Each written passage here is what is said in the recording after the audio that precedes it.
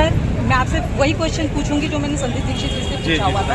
राजेंद्र नगर में आप सभी लोगों से, राजेंद्र नगर में भी कुछ दिन पहले यही घटना हुई और ये दूसरी घटना जो हुई है मयूर विहार में। कारण क्या था? बारिश की वजह।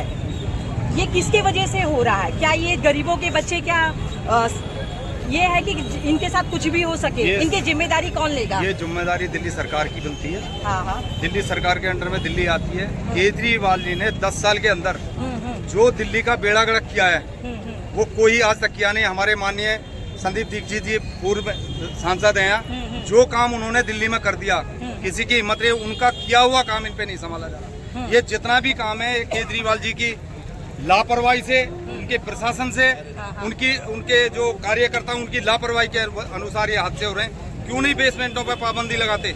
किसकी वजह से बेसमेंट बनते हैं? केजरीवाल जो है एलजी पे अपनी फिक्रा फिट दे रहे हैं। ये सिर्फ एलजी को एक वो बनाते हैं। एलजी साहब का इसमें कुछ नहीं है, दिल्ली सरकार के अंडर आता है। क्यों बेसमेंटों को अलाउ करते हो आप? बेसमेंट दिल्ली में नॉट अलाउ। ये तो लेकिन सर ये बेसमेंट वाला जो सिस्टम है वो आज 5 साल या 10 साल से तो है नहीं, ये पिछले 25-30 साल ये ज्यादा अब इन 10 सालों में ज्यादा बढ़ा।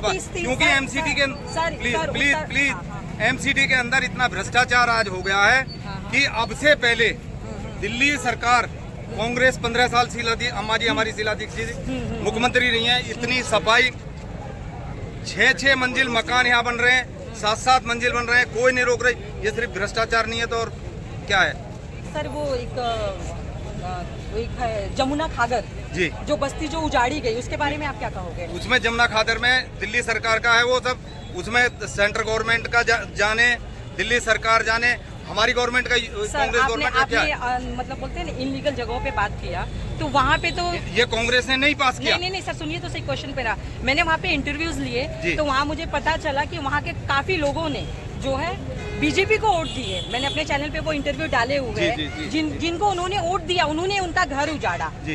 तो पहले तो जो वहाँ पे लोग रह रहे थे वो सही थे और अब वो बांग्लादेशी हो गए, सारी चीजें हो गए। मतलब वोट लेना हुआ, इलेक्शन जीतना हुआ, जो वहाँ के सांसद थे तब तो वो सही थे, अब वो गलत हो गए। तो ये उन्होंने ये क्यों नहीं सोचा कि इनका पुनर्निवास भी किया जाए? नहीं तो अब इसका दोषी कौन है ये बताइए आप? हाँ तो मैं वही पूछ रही हूँ ना सर। ये दोष किसको देते हो? ये तो केंद्र में, ये सिर्फ वोटों की राजनीति होगी ना। तो सर आप लोग क्यों नहीं उनका आप लोग क्यों नहीं? मैम जब तक पब्लिक जागरूक नहीं होगी ये दिल्ली में ऐसा होता रहेगा और हो रहा है। यानी आपका कहने ये प्रशासन की कमी है। प्रशासन की कमी ये सबसे ज्यादा दिल्ली सरकार की कमी है, केजरीवाल की कमी है, उसके मंत्रियों की कमी है। भ्रष्टाचार में लिप्त हैं, टोटल भ्रष्टाचार में लिप्त हैं। जनता जो है समझदार बनो और अपने समझदार बनो, सही उपयोग करो। बिल्कुल जो सही आदमी, पार्टी देख के वोट मत दो, उसको वोट कीजिए।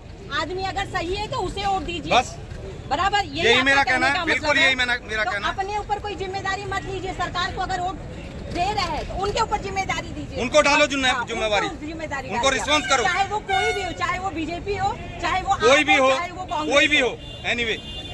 ठीक है, थैंक यू।